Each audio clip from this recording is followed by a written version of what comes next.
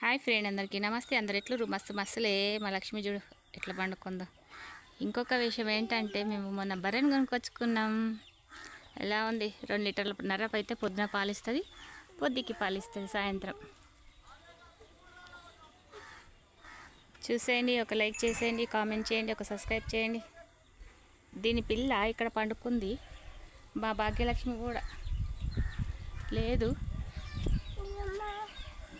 ఎలా చూస్తుంది? క్యూటీ క్యూటీగా ఉంది కదా, ముద్దు ముద్దుగా ఉంది. కోడి పిల్లలు అయితే అక్కడ ఉన్నాయి. ఎట్లా చూస్తున్నాయి? అది దుడ్డే, ఇది బర్రె. హాయ్ చెప్పు మమ్మీ. హాయ్ చెప్పు డాడీ. అక్కడ ప్యాన్ ఉంది అని హాయ్ అంటుంది మా లక్ష్మి.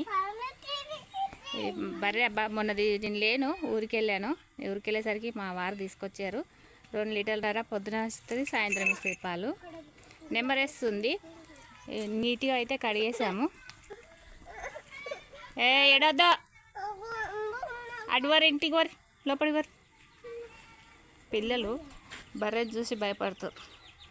ఇందులోనే సందుల మంది అన్నట్టు కోళ్ళు కూడా వచ్చేసి మేస్తుంటాయి. అట్లానే ఏం బాధపడము. ఫ్యాన్ అయితే మెల్లగా తిరుగుతుంది అబ్బా, పెద్దగా పెట్టాలి ఫ్యాను. ఈరోజు మళ్ళీ రిపేర్ చేశారంట ఫ్యాన్ని. అంటే దోమలకు కొట్టుకుంటాయి కదా గోదలు, అట్లా అనేసి ఇదంతా చుట్టుముట్టు కట్టేసాము, దోమలు రాకుండా అట్లా కట్టేసాము, కవర్ చేసేసాము. ఇక్కడ పచ్చిగడ్డి అయితే ఇప్పుడు దొరుకుతుంది, వర్షాకాలం కదా, ఇంకా మిగతా రోజులు అయితే దొరకదు.